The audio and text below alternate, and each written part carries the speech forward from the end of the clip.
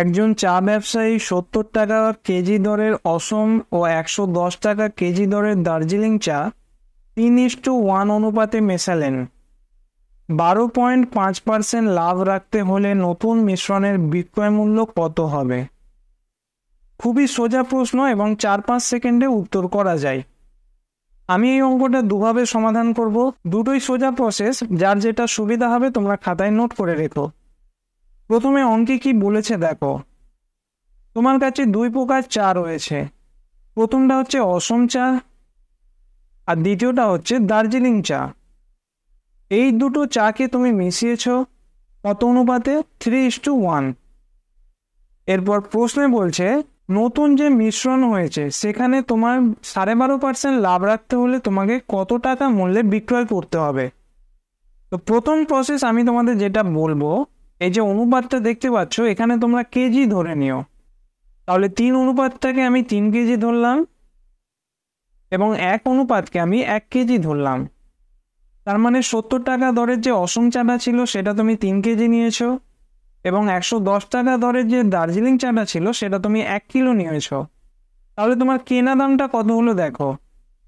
অসম চাটা 3 কিলো নিয়েছো, 1 কিলোর দাম ৭০ টাকা, তাহলে 3 কিলোর দাম হবে 210 টাকা। আর দার্জিলিং চা তুমি 1 কিলো নিয়েছো, 1 কিলোর দাম কত? 110 টাকা। তাহলে মেশানো চায়ের কেনা দাম কত হলো? এই দুটো যোগ করে দাও, 320 টাকা। টোটাল কত কিলো চা আছে? 3 কিলো এবং 1 কিলো, 4 কিলো। টোটাল কেনা দাম যদি 320 টাকা হয়, তোমার কাছে যদি 4 কিলো মিশ্রণ থাকে, তাহলে প্রতি কিলো মিশ্রণের দাম কত হবে? এটা কেটে দাও, 4×8 = 32 আর 0। তাহলে দুই রকম চা মেশানোর পরে তোমার ক্রয় মূল্য কত দাঁড়াচ্ছে? 80 টাকা প্রতি কিলো। এবার প্রশ্নে কি বলছে? 12.5% লাভ করতে হবে। 12.5% মানে কত?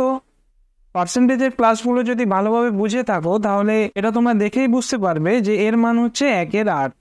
তাহলে 12.5% লাভ মানে কত? 8 টাকায় 1 টাকা লাভ। এই প্রশ্নে তোমার কেনা দাম কত হয়েছে? 80 টাকা। তাহলে 80 টাকায় কত টাকা লাভ হবে? 10 টাকা। তাহলে কত টাকায় বিক্রি করতে হবে? 90 টাকা। বা এটাকে তোমরা অন্যভাবে ভাবতে পারো, ক্রয় মূল্য যদি 8 টাকা হয়, বিক্রয় মূল্য কত হবে? 9 টাকা, 1 টাকা লাভ। তাহলে ক্রয় মূল্য যদি 80 টাকা হয়, বিক্রয় মূল্য কত হবে? 90 টাকা। বা 80কে তোমরা ডাইরেক্ট 9 আর 8 দিয়ে গুণ করেও করতে পারতে।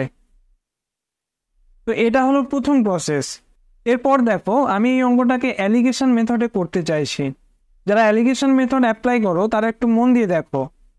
প্রথমে কোন চা ছিল? অসম চা, যার প্রতি কেজি মূল্য কত? ৭০ টাকা। দ্বিতীয় প্রকার চা হচ্ছে দার্জিলিং চা, যার প্রতি কেজি মূল্য হচ্ছে 110 টাকা। এবার এই দুটো চা তুমি মেশাচ্ছ, ক্রয় মূল্যটা জানো না, যেটা বার করতে হবে। আর প্রশ্নে কি দিয়েছে? এই দুই প্রকার চা কি অনুপাতে তুমি মেশাচ্ছ? 3:1। এবার অ্যালিগেশনের নিয়ম জানো, এরকম কোনাগুনি বিয়োগ করতে হয়। এবার এই অনুপাতগুলোর অ্যাকচুয়াল ভ্যালু বার করতে হবে। সেটা কিভাবে? মিশ্রণের ক্লাসে আমি বহুবার বলেছি যে এই রকম কেসে এই যে অনুপাত দুটো সমষ্টি, এটা সমান কার মান হবে? উপরের এই মান দুটোর বিয়োগফল। অনুপাত দুটো সমষ্টি কত হচ্ছে? 4 ইউনিট। আর উপরে এই দুটো মানের বিয়োগফল কত? 70, 40-এ 110। তাহলে 4 ইউনিটের ভ্যালু কত হচ্ছে? 40, 10 গুণ। তাহলে 3 ইউনিটের ভ্যালু কত হবে? 30।